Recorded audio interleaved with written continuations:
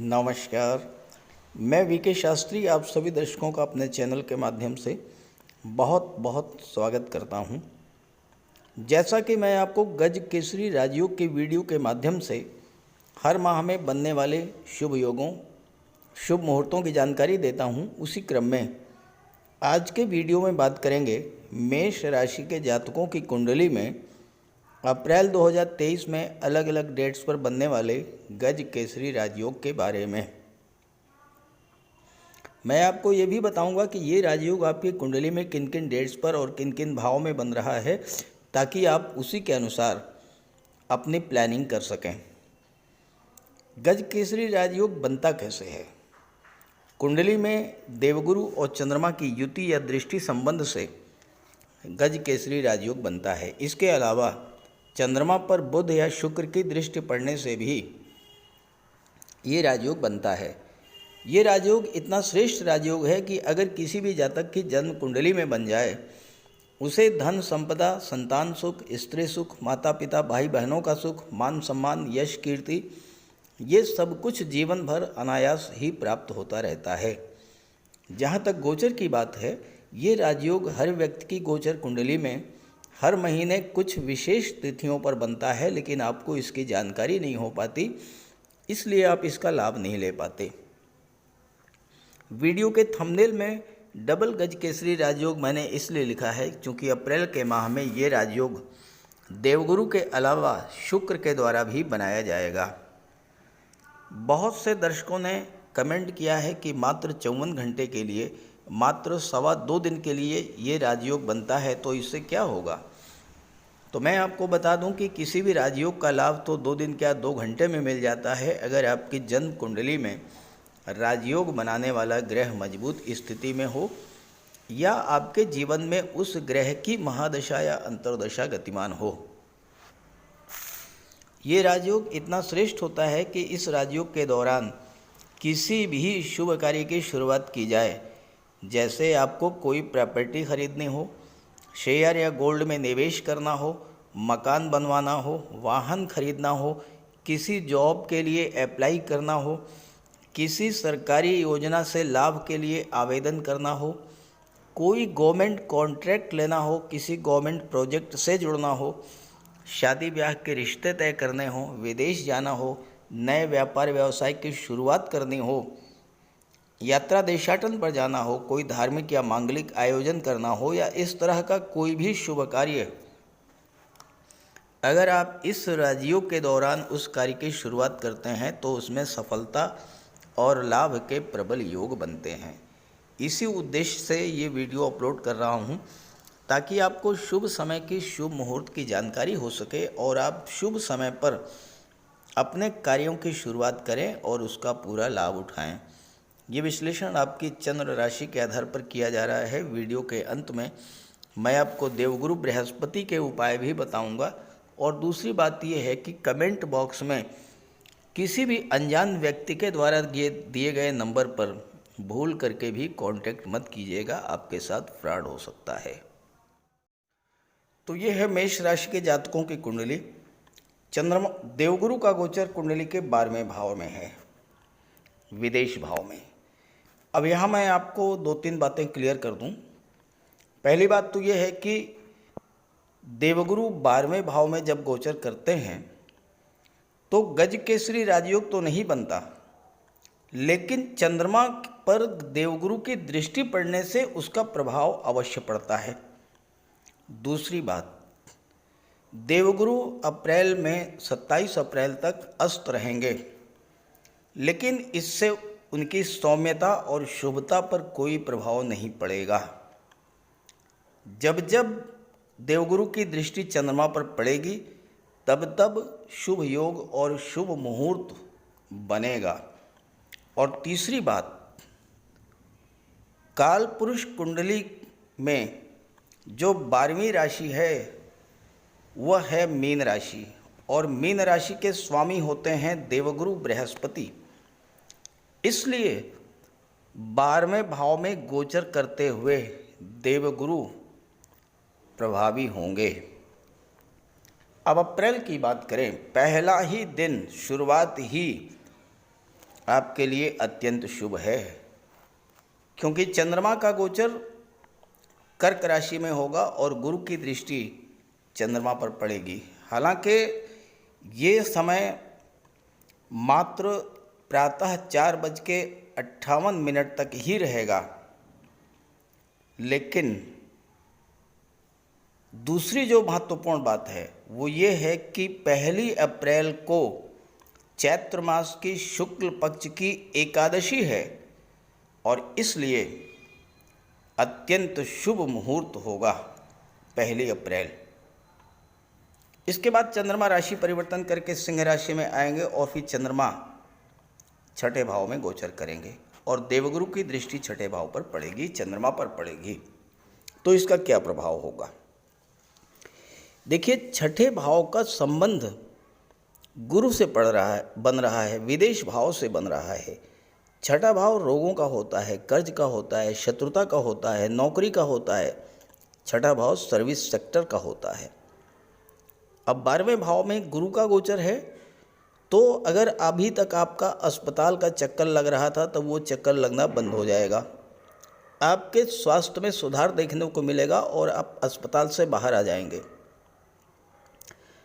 गुरु के प्रभाव से आपका मन शांत रहेगा और मानसिक शांति मिलने से आप अपने भविष्य को लेकर जो प्लानिंग कर रहे थे उसी को लेकर आगे बढ़ेंगे।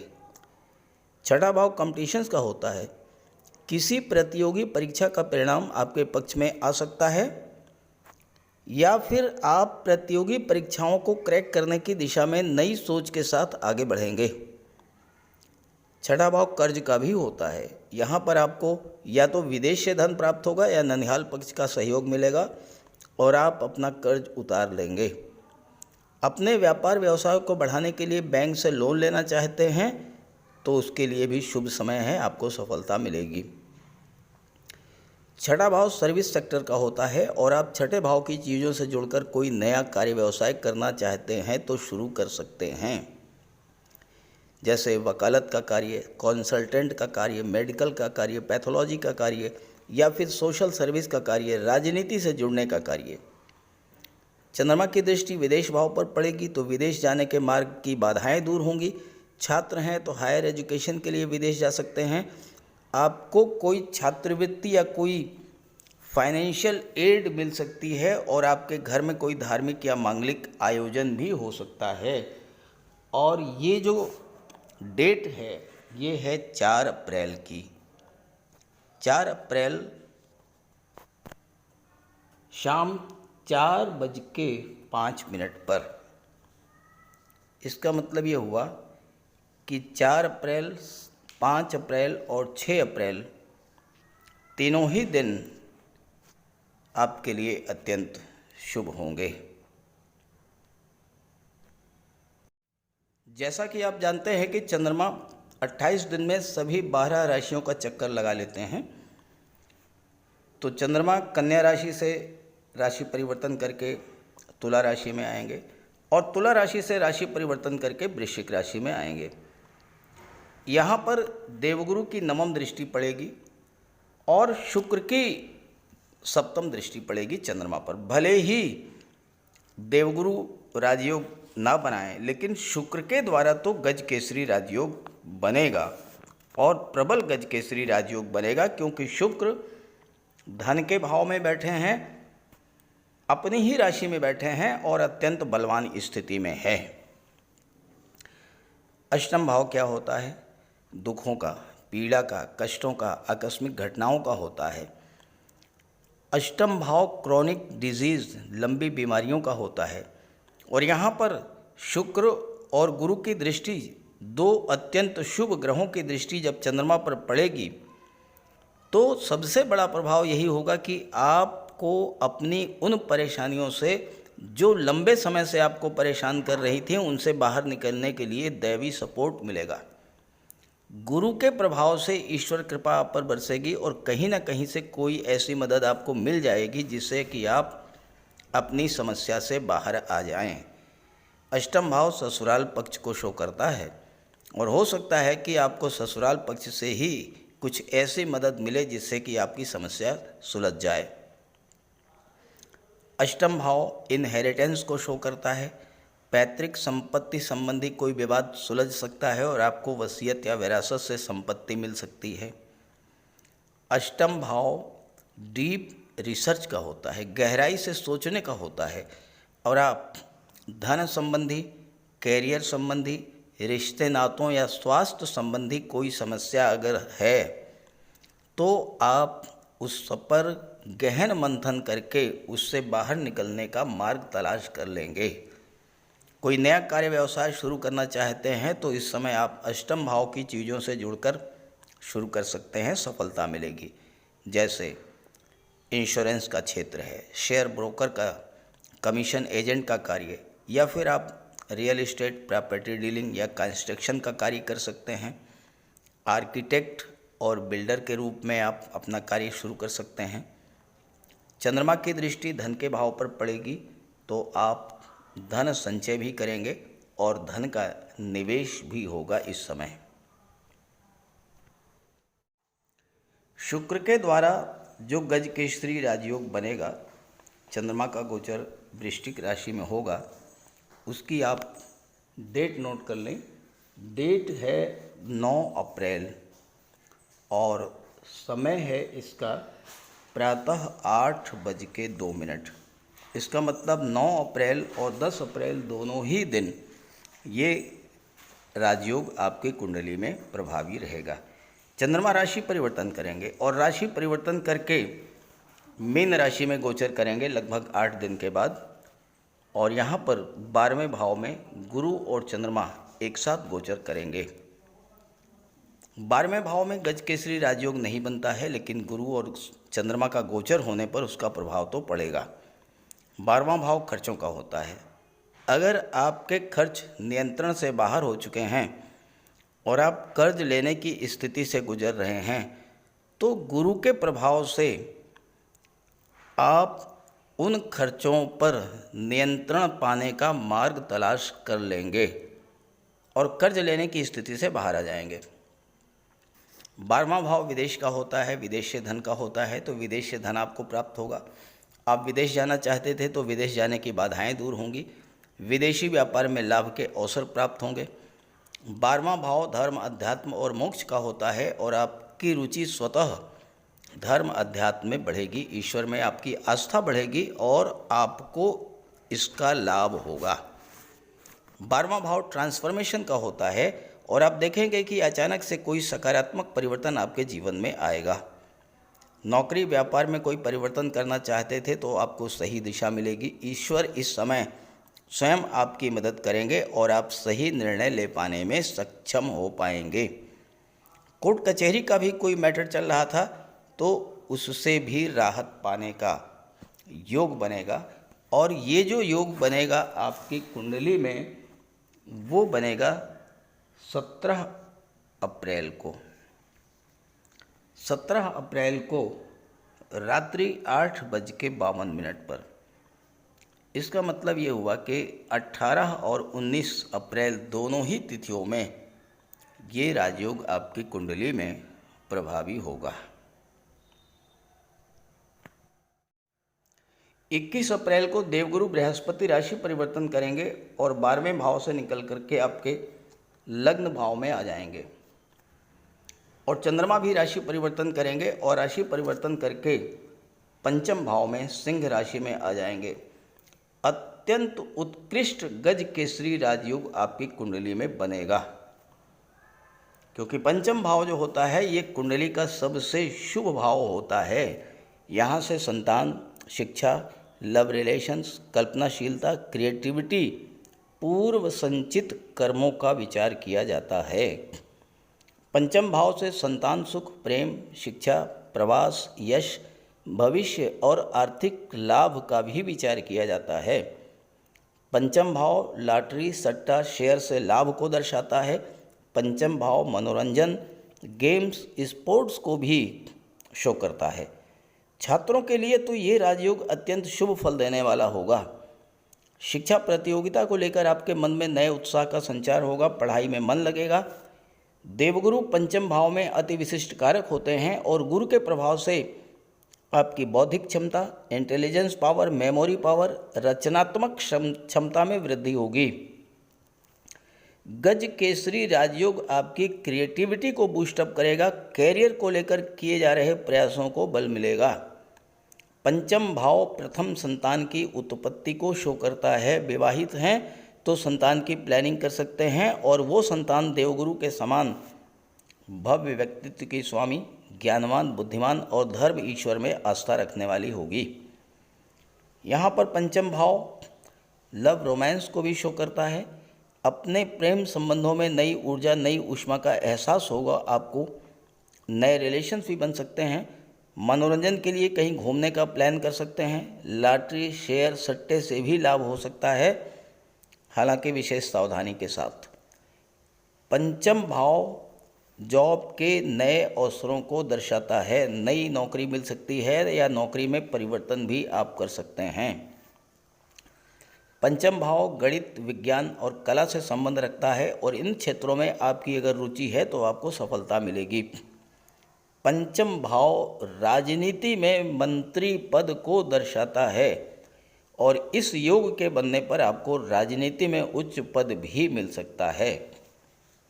गुरु की दृष्टि लाभ के भाव पर पड़ेगी तो धन का लाभ, सोशल सर्किल आपका बढ़ेगा, सोशल नेटवर्क बढ़ेगा और आपको उससे लाभ होगा। और ये जो गज केसरी राजयोग है ये आपकी कुंडली में 29 अप्रैल को बनेगा। 29 अप्रैल को बाद दोपहर 12:47 पर ये राजयोग बनेगा। इसका मतलब है कि 30 अप्रैल और 1 मई दोनों ही तिथियों में ये राजयोग आपकी कुंडली में प्रभावी रहेगा।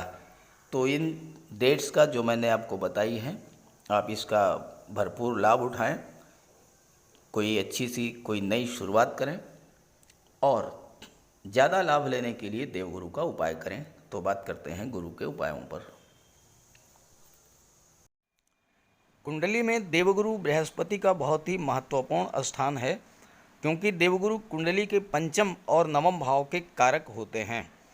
पंचम भाव से संतान का विचार किया जाता है, शिक्षा का विचार किया जाता है और नवम भाव से भाग्य का विचार किया जाता है। गुरु ग्रह भाग्य के लिए जिम्मेदार माने जाते हैं और किसी भी कार्य की सफलता के लिए देवगुरु का मजबूत होना बहुत ज़रूरी है। जब कुंडली में देवगुरु मजबूत होते हैं तो भाग्य का साथ मिलता है। जिस काम में हाथ डालते हैं वो सफल होता है। विवाह समय से होता है, शिक्षा अच्छी मिलती है, गुरु की कृपा रहती है, धन की प्राप्ति होती है। तो देवगुरु के लिए कुछ उपाय बताने जा रहा हूँ, उपाय ज़रूर कीजिएगा। अगर आपकी जन्म कुंडली में गुरु कमज़ोर स्थिति में है तो आपको गुरुवार का व्रत करना चाहिए। स्नान करते समय जल में आधा चम्मच हल्दी डालकर स्नान करें। स्नान के बाद पीले रंग के वस्त्र धारण करें और साथ ही साथ केसर या हल्दी का तिलक लगाएं। और गुरुवार के दिन भगवान विष्णु की उपासना करें। घर में केले का एक वृक्ष लगा लें, उसकी पूजा करें, उसकी सेवा करें।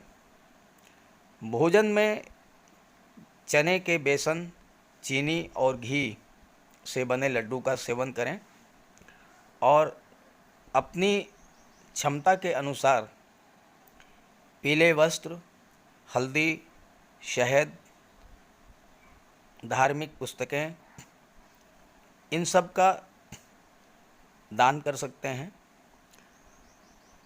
अगर गुरु ग्रह कमज़ोर है तो पुखराज धारण करें, लेकिन इसके लिए किसी योग्य ज्योतिषी की सलाह ले लें।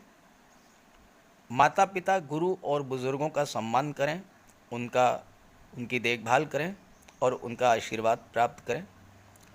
साफ सफाई रखें, गुरु की सेवा करें और दही और चावल गरीबों को खिलाएं। किसी गरीब को, किसी दिव्यांग व्यक्ति को भोजन कराएं। किसी वृद्धाश्रम में जाकर के वृद्धों के साथ कुछ समय बिताएं, उनकी समस्याओं को जानें, समझें। कोई ज़रूरी नहीं है कि आप धन से ही सहायता करें, तन और मन से भी आप मदद कर सकते हैं दूसरों की, और ऐसा करने से देवगुरु अत्यंत प्रसन्न होते हैं। और जब देवगुरु बलवान होंगे तो आपको पूरा लाभ मिलेंगे। तो ये उपाय करके देखिएगा, लाभ होगा। कमेंट करके बताइएगा ताकि आपके साथियों को भी इसका लाभ मिल सके। नमस्कार।